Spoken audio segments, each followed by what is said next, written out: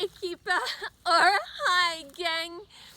This week the plums have started to burst into bloom and it's just spectacular the way that spring is finally starting to spring into action.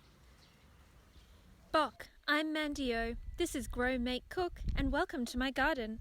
I grew up in Australia in a permaculture family, but after we got married, Mr. O and I moved here to his home country of Croatia. I am a passionate and hands-on homemaker and gardener, and I love life's simple pleasures. So join me on my journey, and together we can learn to grow, make, and cook. This is the first week in April, or Travanj. Oh, it's so delightful. Everything is abuzz with bees and insects. It feels like the whole world is coming alive again. Spring. I love it. And it's because of a whole lot of things. You have all of the new flowers coming out and these daffodils. This is the very first one to open in the garden down here and it's divine and there's more coming. But what I'm planting out here are my carnations.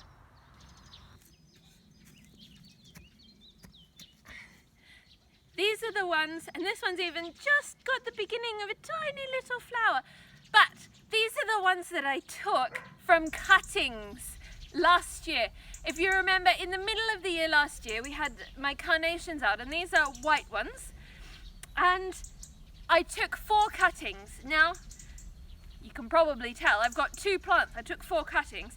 2 of them didn't take, and these 2, the ones that took, were both the cuttings on the outside edge of the pot.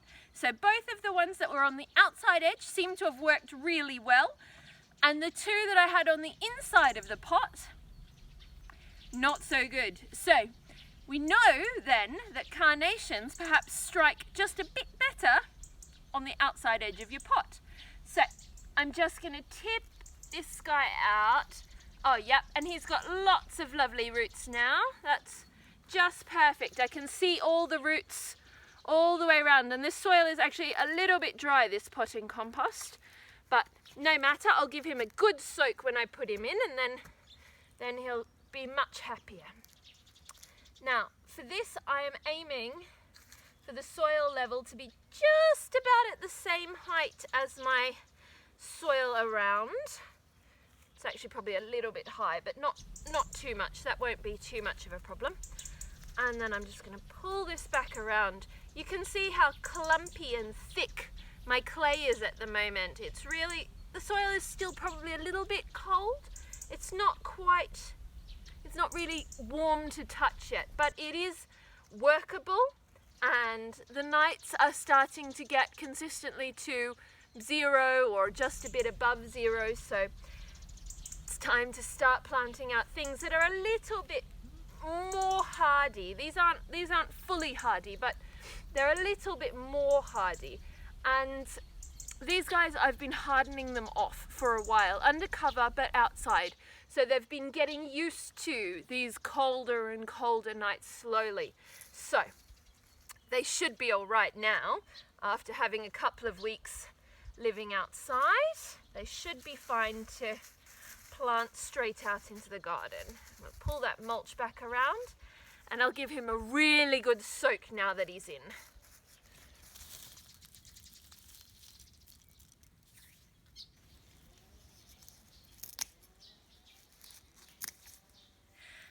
Another job that I'm really getting on with now is the cutting back of my herbaceous perennials, things like this sedum that I left over winter.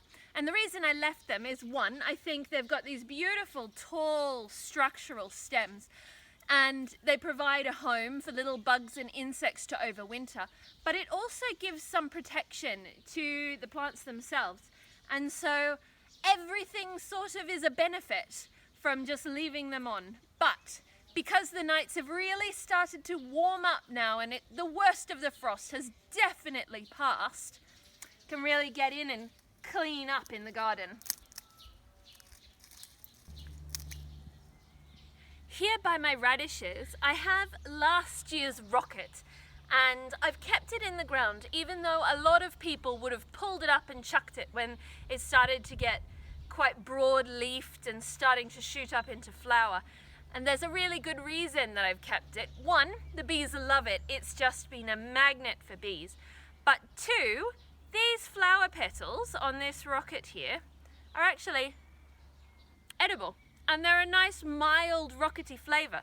So if you want to dress the top of your soups or salads or something like that with a bit of a fancy garnish, try rocket flowers.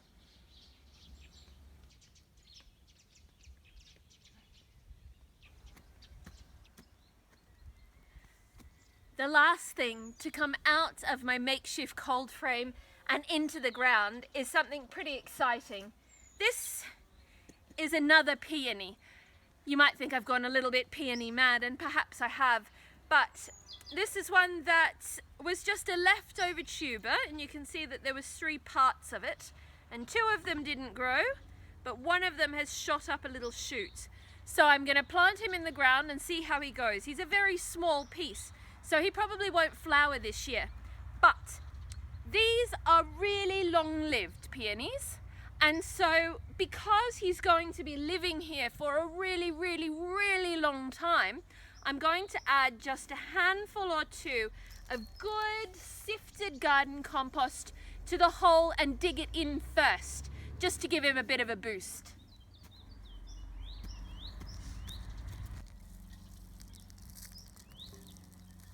Just tip him out there. And you can see that he has not taken up the whole pot.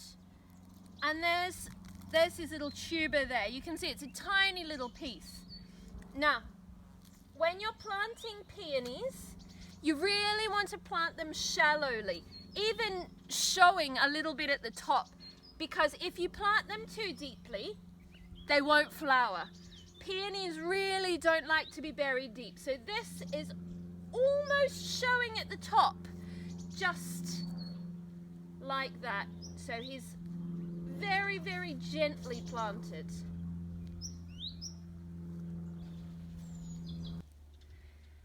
Really, all that's going to cover that tuber and protect it from the sun at all is maybe ½ centimetre of soil and some mulch. They're really shallow. I've had a question about what I do to harden off my plants, and so I wanted to just show you guys that this just here behind me is what I use in place of a cold frame. So when you start your plants inside in a greenhouse or inside on a windowsill, those plants are really protected and they're not used to the cold outside weather. So as an in-between, I use an old window frame and the glass placed outside with the protection of a little bit of a brick garden bed that's lower. So it's acting as protection, but it allows the plants to gradually become acclimatized to their outdoor environment without dying off from the cold straight away. So that's what I'm talking about when I talk about hardening a plant off before I put it out.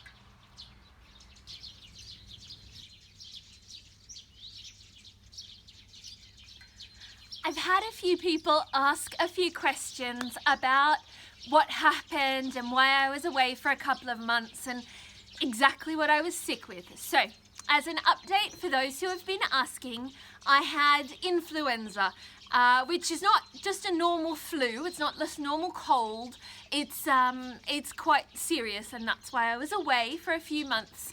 But I'm all better now, and so I want to say a great big thank you to everybody who has now sent, you know, words of concern and care. So I just wanted to do that before we sign off today. And I've also had a couple of questions about what it was that we've actually been doing whilst we've been away for all this time. And so Mr. O has been very busy cutting wood mostly and cleaning up in the garden, cutting grass, turning the compost, those sort of preparation jobs ready for the spring that's not really on its way. It's cold and wet and rainy today, but it is definitely coming. So I think that's about all we've got time for today. If you like what we're doing, please like the video. And if you're new to the channel, please subscribe. And so until next time then, do widzenia.